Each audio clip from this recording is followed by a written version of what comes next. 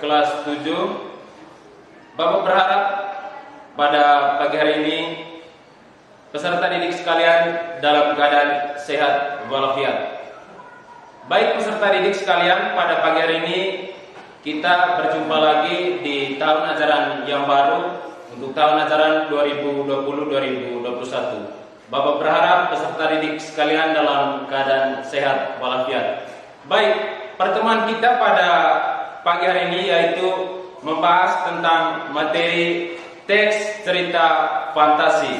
Sekali lagi, pertemuan kita pada pagi hari ini yaitu materi tentang teks cerita fantasi.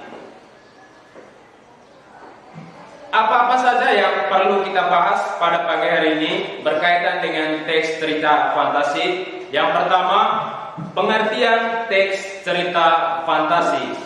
Kemudian yang kedua, ciri-ciri teks cerita fantasi. Yang ketiga, jenis-jenis teks cerita fantasi. Kemudian yang keempat, struktur teks cerita fantasi. Baik peserta didik sekalian, yang pertama yang akan kita bahas pada pagi hari ini adalah pengertian teks cerita fantasi. Apa yang peserta didik sekalian ketahui maksud atau pengertian dari teks cerita fantasi? Baik, Bapak akan menjelaskan tentang pengertian dari teks cerita fantasi. Teks cerita fantasi adalah bahan tertulis yang berbentuk karangan atau tulisan untuk menuturkan, kemudian menggambarkan, kemudian membayangkan berbagai macam perbuatan, pengalaman ataupun tingkah laku sehari-hari, dan juga kejadian berupa angan-angan atau hayalan belaka. Dengan kata lain, hal-hal yang digambarkan atau dilukiskan pada teks cerita fantasi adalah bersifat fiktif belaka atau tidak nyata. Kemudian yang kedua, ciri-ciri cerita fantasi. Jadi teks cerita fantasi juga memiliki ciri-ciri. Yang pertama adalah idenya terbuka, pikirannya terbuka. Maksud dari ide atau pikiran terbuka di sini peserta didik sekalian adalah pengertian dari cerita fiksi ialah bahwa di dalam teks cerita fantasi nyaris tidak memiliki batas kenyataan, dalam arti bahwa pikiran yang disampaikan oleh pengarang dalam teks cerita fantasi itu sangat luas. Kemudian yang kedua, ciri yang kedua, keanehan, misteri, kemudian serta peristiwa atau kejadian ajaib banyak ditemukan. Jadi hal-hal ajaib di dalam teks cerita fantasi itu lebih banyak ditemukan. Dalam arti bahwa unsur-unsur di dalam cerita fantasi tidak bisa dinalar atau dilogika dengan akal yang sehat. Kemudian yang ketiga, ciri yang ketiga, latar cerita dari teks cerita fantasi menembus batas ruang dan waktu. Apa maksudnya menembus batas ruang dan waktu? Jadi maksudnya adalah ruang atau tempat serta waktu yang jauh melebihi dari batasan realita yang berlaku atau kehidupan nyata yang ada dalam kehidupan kita sehari-hari. Itu maksudnya, jadi batasan waktu dalam cerita fantasi sangat luas yang bisa menembus ruang, batas, dan waktu. Kemudian ciri yang keempat dari teks cerita fantasi yaitu tokoh atau karakternya unik. Jadi karakter dari tokoh dalam cerita fantasi itu sangat unik. Peserta didik sekalian, mengapa tokoh dalam teks cerita fantasi itu karakternya sangat unik? Penyebabnya adalah kita lihat tadi dari pengertian cerita fiksi, yaitu menekankan kebebasan imajinasi penulis. Maka tokoh atau juga karakter tokoh yang muncul di dalam cerita bisa jadi atau dapat menjadi sangat unik di dalam cerita. Jadi bahkan tidak mungkin bisa ditemukan dalam kehidupan sehari-hari. Itu yang dimaksud dengan karakter atau watak tokoh dari teks cerita fantasi sangat unik. Baik, yang berikut peserta didik sekalian, kita akan membahas bagaimana jenis-jenis dari cerita fantasi. Yang pertama, ditinjau atau dilihat dari kesesuaiannya dalam kehidupan nyata. Yang pertama, cerita fantasi total. Cerita fantasi total berisi tentang fantasi pengarang terhadap objek tertentu. Kemudian yang kedua, cerita fantasi irisan, yaitu mengungkapkan cerita fantasi tetapi menggunakan nama-nama dalam kehidupan nyata. Kemudian nama tempat atau peristiwa yang pernah terjadi dalam kehidupan nyata, kemudian dipadukan dengan dunia imajinasi pengarang yang membentuk sebuah teks cerita fantasi. Yang berikut, berdasarkan latar cerita, terdapat dua kategori. Jadi berdasarkan latar cerita, terdapat dua kategori peserta didik sekalian. Yang pertama, latar lintas waktu, yaitu cerita fantasi menggunakan dua latar waktu yang berbeda.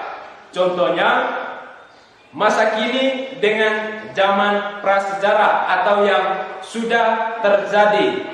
Kemudian yang kedua, masa kini dan 50 tahun mendatang, futuristik. Futuristik maksudnya gambaran-gambaran yang terjadi atau angan-angan si pengarang pada masa yang akan datang. Kemudian yang kedua, latar sejaman, yaitu latar yang digunakan pada satu masa. Misalnya fantasi masa kini, fantasi masa lampau, dan fantasi masa yang akan datang atau yang sudah Bapak jelaskan tadi berkaitan dengan futuristik atau gambaran pada masa yang akan datang. Yang berikut, struktur teks cerita fantasi. Struktur berkaitan dengan susunan. Yang pertama, struktur yang pertama, orientasi. Apa itu orientasi? Peserta didik sekalian, orientasi merupakan atau kata umumnya adalah pengenalan. Orientasi pada teks cerita fantasi yaitu berkaitan dengan pengenalan pengarang. Jadi bagian orientasi adalah bagian pertama dari cerita fantasi. Jadi dalam orientasi terdapat pengenalan nama tokoh, watak tokoh, dan kapan peristiwa itu terjadi. Di dalam orientasi juga terdapat tema dan sedikit alur cerita yang mau dijelaskan oleh pengarang kepada pembaca. Jadi peserta didik sekalian, itu bagian yang pertama. Kemudian bagian yang kedua dari struktur teks cerita fantasi yaitu komplikasi. Komplikasi sendiri merupakan bagian di mana terjadi permasalahan, munculnya masalah, kemudian hingga menuju ke puncak masalah. Jadi itu bagian komplikasi. Sekali lagi peserta didik sekalian, komplikasi yaitu munculnya masalah atau timbulnya masalah hingga masalah memuncak. Yang ketiga, peserta didik sekalian, struktur yang ketiga dari teks cerita fantasi yaitu resolusi. Resolusi merupakan penyelesaian dari permasalahan atau konflik yang terjadi. Jadi resolusi diartikan juga sebagai jalan keluar yang ditemukan oleh pembaca atau ditemukan oleh penulis, atau juga solusi yang ditawarkan oleh pengarang dalam sebuah teks cerita fantasi. Resolusi sendiri merupakan bagian penentu yang akan mengarah pada ending atau bagian akhir dari cerita. Ending dapat berupa sad ending atau happy ending. Sad dalam arti sederhananya yaitu menangis, atau endingnya sedih, sedangkan happy bahasa Indonesia bahagia atau dalam kata lain diartikan sebagai akhir dari sebuah cerita yang membahagiakan. Itu yang disebut dengan happy ending. Kemudian yang berikut, kaidah kebahasaan teks cerita fantasi. Yang pertama, teks cerita fantasi menggunakan sudut pandang penokohan. Misalnya, sudut pandang orang pertama tunggal ditandai dengan kata saya, aku, atau ku. Bisa juga dengan sudut pandang yang berbeda. Contoh kalimatnya atau katanya menggunakan tokoh, kata mereka, kami, atau menggunakan nama orang. Yang kedua, teks cerita fantasi menggunakan kata sifat dari hasil pengamatan panca indera pengarang. Apa gunanya menggunakan panca indera pengarang? Maksudnya adalah mendeskripsikan atau menggambarkan tokoh, latar, kemudian watak tokoh, dan juga konflik yang terdapat dalam sebuah teks cerita fantasi. Penulis cerita fantasi dapat menghadirkan pilihan kata.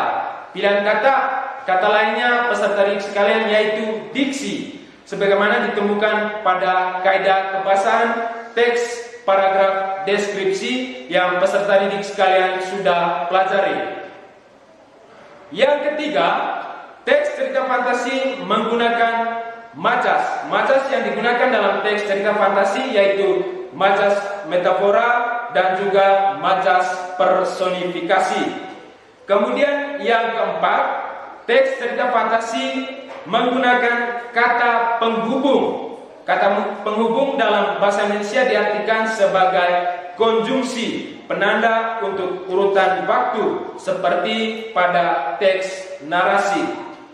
Yang kelima, teks cerita fantasi menggunakan ungkapan dan juga kalimat langsung untuk menambah cita rasa dalam isi cerita.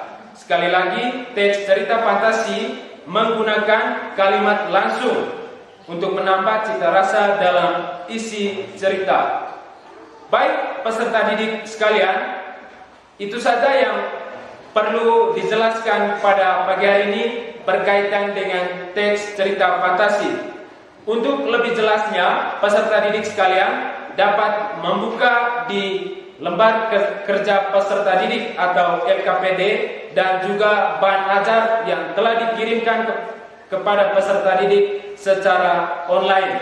Terima kasih untuk pertemuan kita pada pagi hari ini. Selamat pagi dan sampai jumpa untuk pertemuan selanjutnya di materi yang berbeda. Terima kasih.